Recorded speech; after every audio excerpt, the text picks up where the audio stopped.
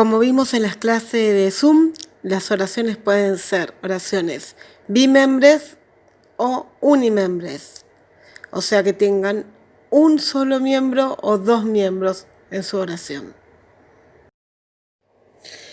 Las oraciones bimembres se pueden dividir en dos miembros o partes, el sujeto y el predicado. En la oración, los ratones huyeron hacia la cueva. Primero buscamos el verbo, huyeron, del verbo huir. El predicado verbal es lo que se dice del sujeto y su núcleo siempre es un verbo. Por eso se llama núcleo verbal y se utiliza las iniciales NB corta. En cambio, ustedes saben, preguntándole al verbo ¿quiénes huyeron hacia la cueva?, la respuesta nos va a dar el sujeto de la acción. En este caso, los ratones. El sujeto tiene como núcleo, o sea, como la N que aparece en la clasificación, núcleo, un sustantivo o un pronombre personal. Expresa quién realiza la acción del verbo.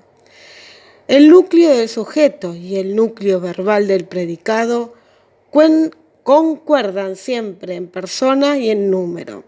No hay que prestar atención, plural, singular, primera persona, segunda, ¿sí? Bien, ahora aparece algo que no hemos visto en la clase de Zoom, así que presten atención.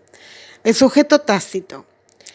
Cuando estamos viendo en las oraciones bimembres, el sujeto generalmente aparece, hasta lo que vimos hasta ahora, escrito. Quiere decir expreso, bien clarito, ¿sí? Pero no siempre es así. En las oraciones bimembres, el sujeto puede estar mencionado o expreso, o puede no estar escrito, es decir, ser tácito. Por eso la abreviatura es S.T. En este último caso se lo reconoce por la desinencia del verbo, o sea, por cómo termina el verbo. Por ejemplo, el ejemplo que les muestro aquí, dicen, temían al gato.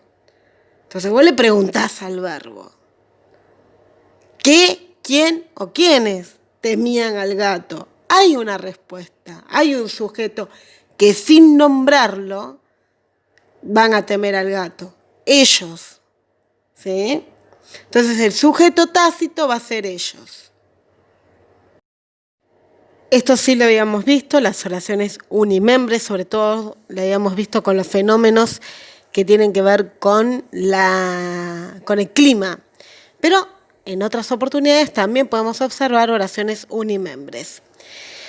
Las oraciones unimembres no admiten la división en sujeto y predicado, entonces no tienen dos miembros. Algunas no tienen verbo y otras se refieren a fenómenos climáticos, que era como llueve, llover, nevar, ¿sí? Y le pongo dos ejemplos. Nieva intensamente en el sur, no hay un verbo porque no hay quien pueda realizar esa acción, no hay un sujeto de la acción. Y la sombra del árbol. No hay ninguna acción ahí. No hay nada que esté haciendo algo, ¿sí? No hay una acción. Por lo tanto, es una oración unimembre. También podemos hablar de que los sujetos y predicados son simples o compuestos. En las oraciones bimembres, el sujeto y el predicado pueden tener uno o más núcleos.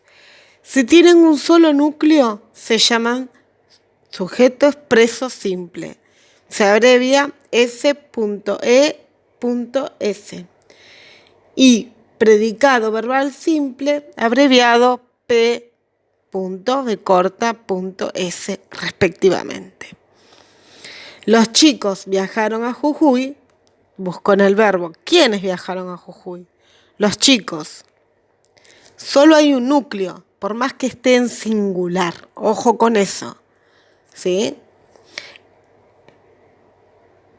Y el otro ejemplo, Mariela cantó todo el viaje. ¿Quién cantó todo el viaje? Mariela. En ambos casos es un Sujeto expreso simple.